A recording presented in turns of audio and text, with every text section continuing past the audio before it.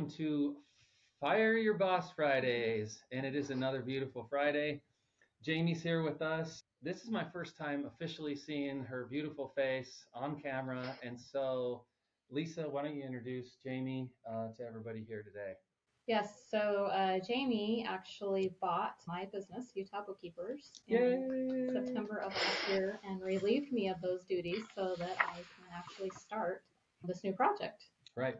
And here we are. I'm helping other entrepreneurs take the leap. So, Jamie, this is going to be pretty fun for you, I think. I hope.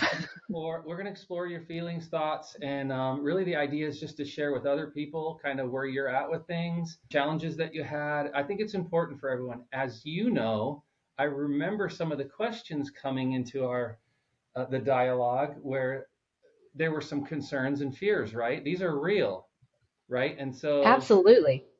There's some questionable stuff there. So Lisa has a few questions she wants to open up with. And then I'm just going to cue in because I'm very impromptu and free-spirited. And Lisa likes structure, so I'm going to let her, guide us through this podcast here today. Hopefully, we can give the listeners, a little piece of your story, and it will help either motivate them or scare them away. Well, first off, what made you want to, take the leap? So if you could maybe tell us, what were you doing before you bought the business? And Little backstory, yeah. Yeah. Yeah. So kind of my adult working career, I was always working in other companies and working for other people. And I started kind of fresh out of college working for a really large public accounting firm. And I worked for a software company after that. And then actually for the past 11 years, I was working for a smaller financial services firm. Definitely when I was with the accounting firm and the software firm, there was a lot of time spent working and or a lot of time spent traveling. So it was really very taxing on you. Definitely if you wanted to have a family or think about starting a family, that could have been a challenge. When I was in public accounting, it kind of depended if it was your busy season, but it was not unthinkable to work until 10 or 11 o'clock at night and to do that for months straight. So yeah, it definitely could be a challenge. And then when I was traveling a lot at a software company, it wasn't hours like that at all, but the travel could get to be taxing where you're constantly traveling on a Sunday or, every other week you're getting on an airplane. So, that was kind of the reasons I switched from those jobs and actually was working at my most recent employer for the last 11 plus years. So you've just taken it on. What I'm hearing is college right into full-on career. Like you didn't mess around. You were going for it. So you're very ambitious, right? So you have great qualities in general. Clearly you're a great spirit and you have the wherewithal. Super smart, right? Wherewithal, same thing. So anything was possible for you at that time, right? So what kind of projected you to kind of take that route, right? Because somewhere along the way you thought, okay, well this fits my mold. This is me. I want to take this road. What kind of guided you into that? Yeah, so I'm an accountant. I'm a numbers person. And, when you go to college and I completed my master's in accountancy, it was really kind of promoted to kind of start your career at a large accounting firm and kind of see how that goes. It's very commonplace in the industry. And so that's kind of why I started down that path. And I just decided maybe that path wasn't for me. So I then moved on to the software company and I really did enjoy it, but the travel was starting to wear. And that's kind of when my current husband and we kind of started getting together and the travel was not going to be conducive for continuing our relationship. Yeah. So that's when I joined the financial services firm that I was most recently at. And I was there for over 11 years. And honestly, I never would have thought I would have left. They were a great employer. Yeah. They were a great employer. They were growing. They were adding new clients and revenue and staff. And I kind of always told myself if I was ever going to leave, it was just going to be for the right fit. I don't entirely know what that was, but when it hits me, it's going to hit me. And that's kind of what happened when I happened upon your. That's what we want to know. What was this thing? So, The goodies. so I actually got an email from a website that I had been signed up for a long time ago that had like businesses for sale. And I think for some reason, I got an email about a business for sale in my local area. And I wasn't necessarily attracted or interested in that business, but for whatever reason, clicked on the bait.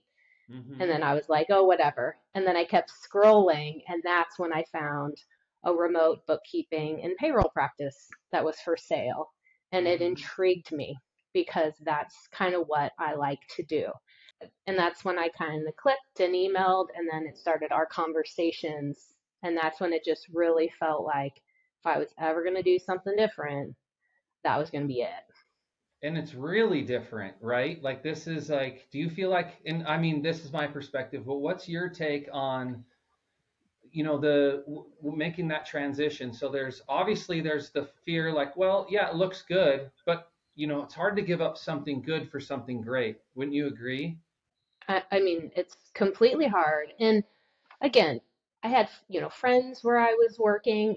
Yes, I had been working a lot the past year, so that was really stressful and hard on me. But I knew that they weren't like, a bad company or bad people, and I felt they had helped me over the years and they had helped me grow. Mm-hmm. So the thought of giving all of that up was really scary. Wow. I remember, like, yeah, like when we were first talking and stuff, just like all of your stress and like, should I do it?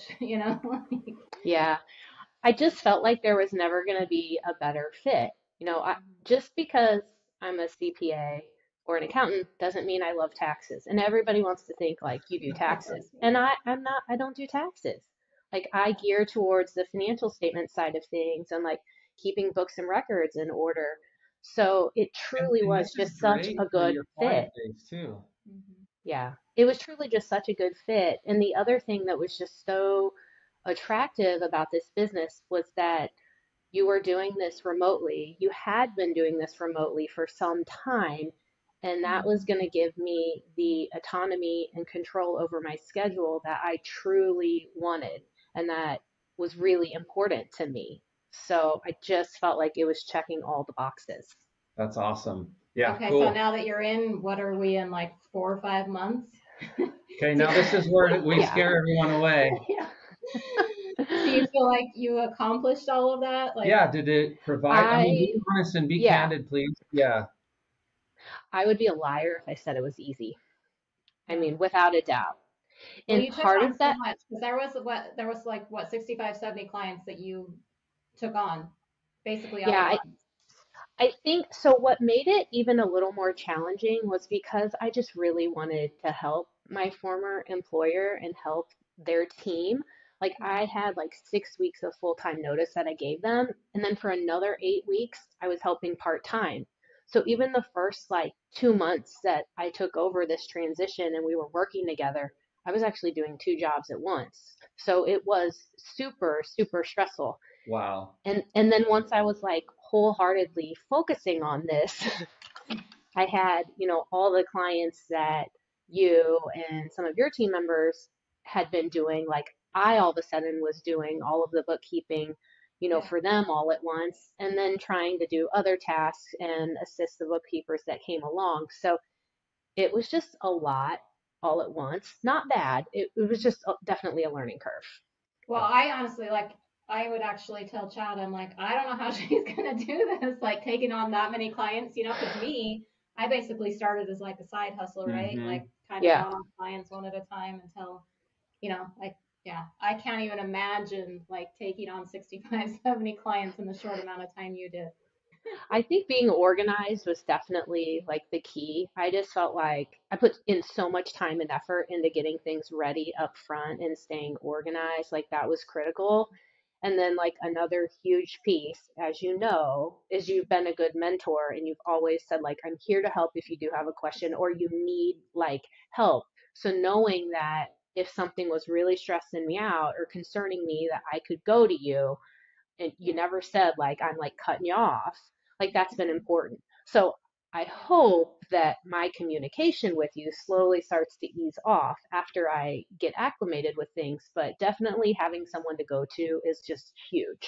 Right. It knocks out those roadblocks, right? Yeah. You come to a Yeah, roadblock and you think, and it just really gets the spirit down, and to have someone to reach out to and like kind of get you over that wall, and then you're off and running again.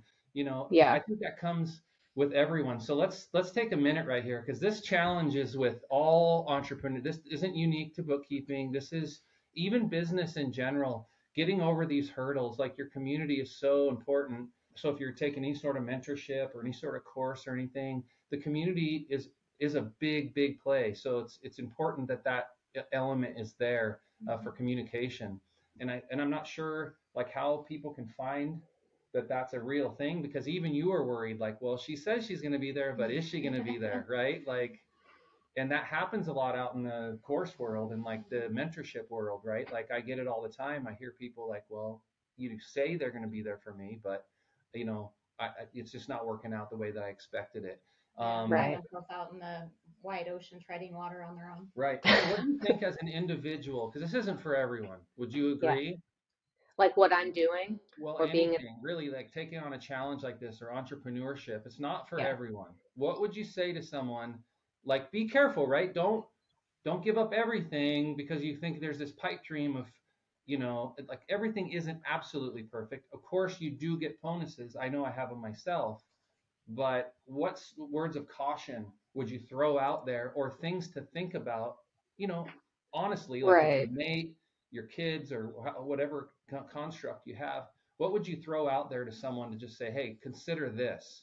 Be sure to consider these factors.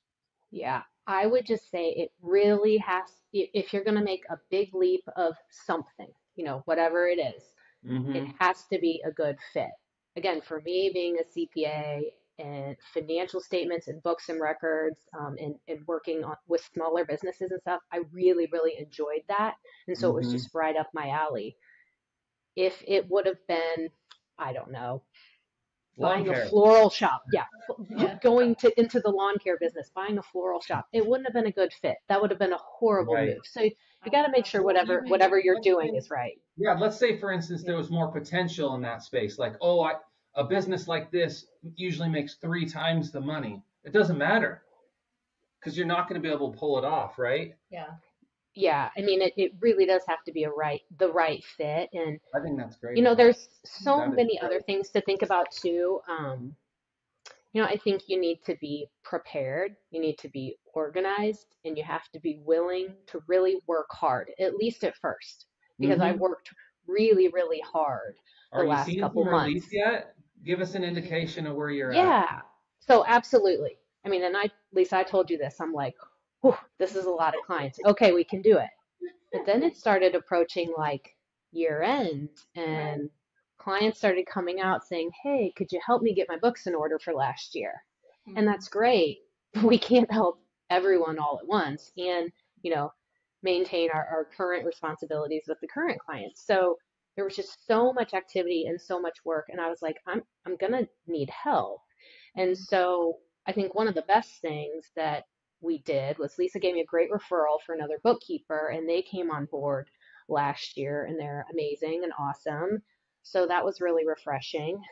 And then one of the bookkeepers that also transitioned over with us as well, he wants to take on additional clients and take on additional work. So I'm trying to like slowly pass my workload off to Yep. others. And a goal Mm-hmm. for this year would be to continue to add another bookkeeper or two if So you're possible. already scaling your operation. This is I'm great. trying to make sure that I don't have so much of a workload on me so that I'm so stressed and that I can truly worry about, new client onboarding and helping our team and Mm-hmm. supervising and things like that. And I mean, Lisa, you wholeheartedly agreed with that approach.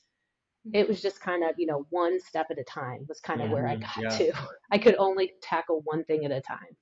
You Yeah. keep mentioning being organized. What does that mean for you? Like in reflection, like because some people aren't organized, and I know I'm not probably the most Yeah. organized No, he's person. not.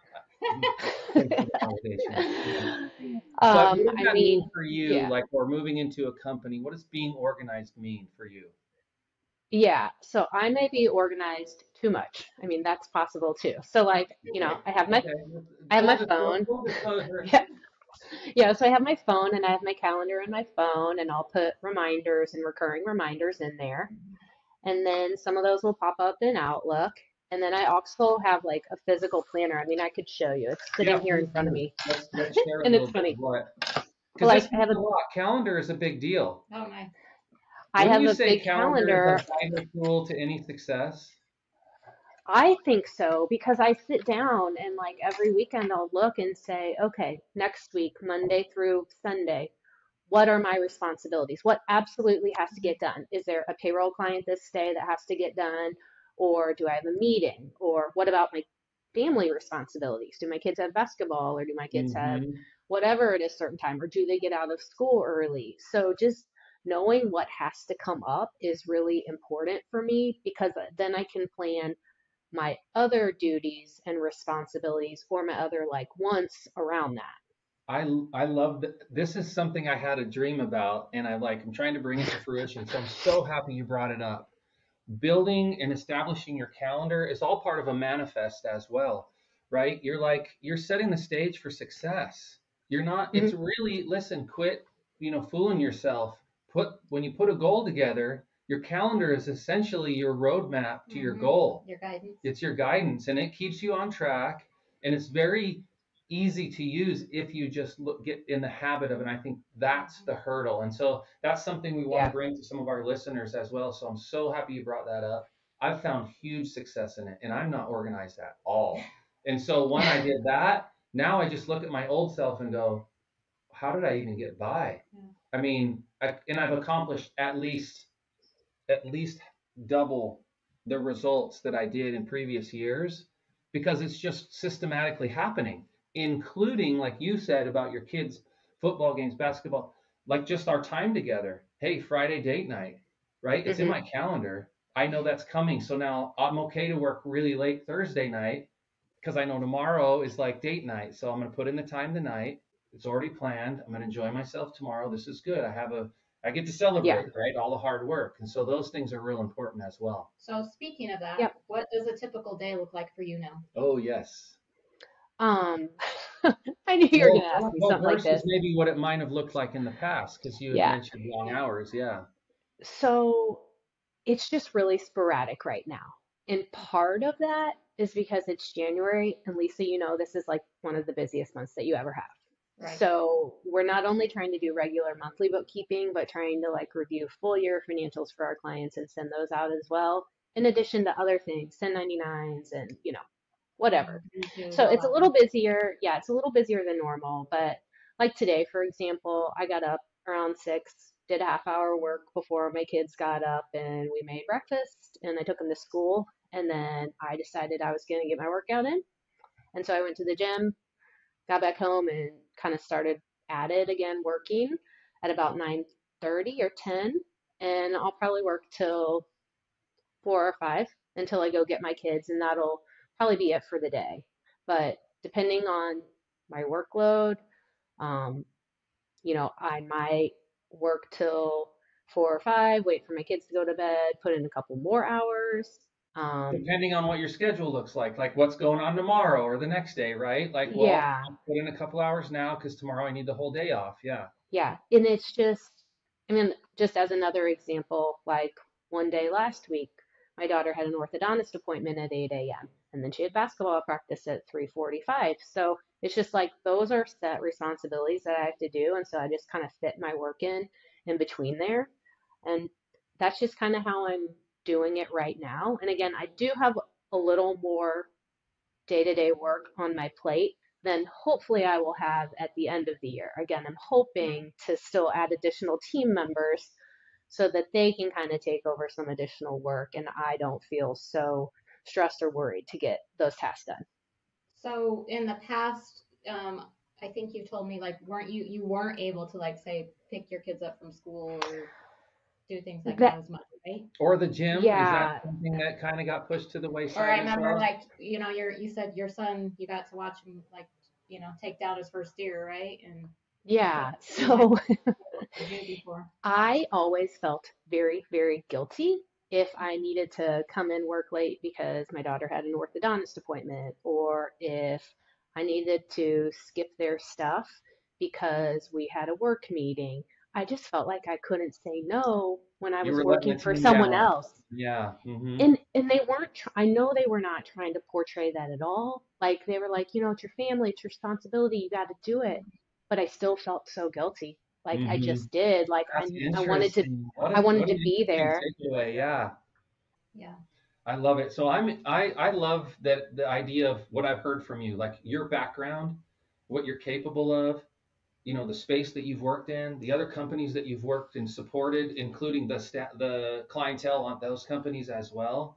I think anyone would be absolutely honored to be working with someone like you at Utah Bookkeepers Well, because she also started Missouri Bookkeepers. you Yeah. Yes, did. Oh thank my you. gosh, that Yeah. is So we're great. like I sister didn't know that. companies. Surprise. Yeah. This is great, and I think for someone to get that level of expertise, I think is amazing because it doesn't exist everywhere. And we're ultimately, on a mission to find more gems, out there and help people, chase these same kind of goals and dreams. And for Lisa, it's obviously her specialty, bookkeeping, accounting, and that kind of thing. But for me, it's like real estate and, the small single service construction companies, which, these people are out there just trying to put things together and maybe they want to make this leap. So, but for you, bookkeeping is it's a great opportunity for you. You don't have to do the accounting, which again, or taxes Yeah. specifically. Yeah. And so, yeah, I can see how you felt like it was a good fit. I think that's awesome. Yeah. What does it We're take for just, someone to be maybe come on board with you guys, like, or to get part of that process or the waiting list? How does someone? yeah. I mean, we've gotten some interest in new clients from the website. Just, a simple, fill out, my name and my email address, and then, they've sent us additional information. We've had phone calls. We've had some referrals from tax companies or tax firms, and we get a lot of internal, I guess, referrals from existing clients as Mhm. well. Yeah. Cool. Well, I've had a ton of fun getting to know you. This is great. This is Thanks. my moment to hang out with you. So I'm stoked that you made it out for our Fire Your Boss Fridays. I've had fun. Thank you so much for your Thank you. patience today and coming Yes. on board. If you'll come again, I'd like to kind of see how things are playing out in 6 months, if you're okay with that, or eight Yeah, months, whatever, however that that plays would be out. great. Remember, we're on your schedule. You get to pick your time. So, Sounds good. cool. All Thank right. you. Thank you so much. Bye. Talk to you later. Bye bye. Bye. Bye.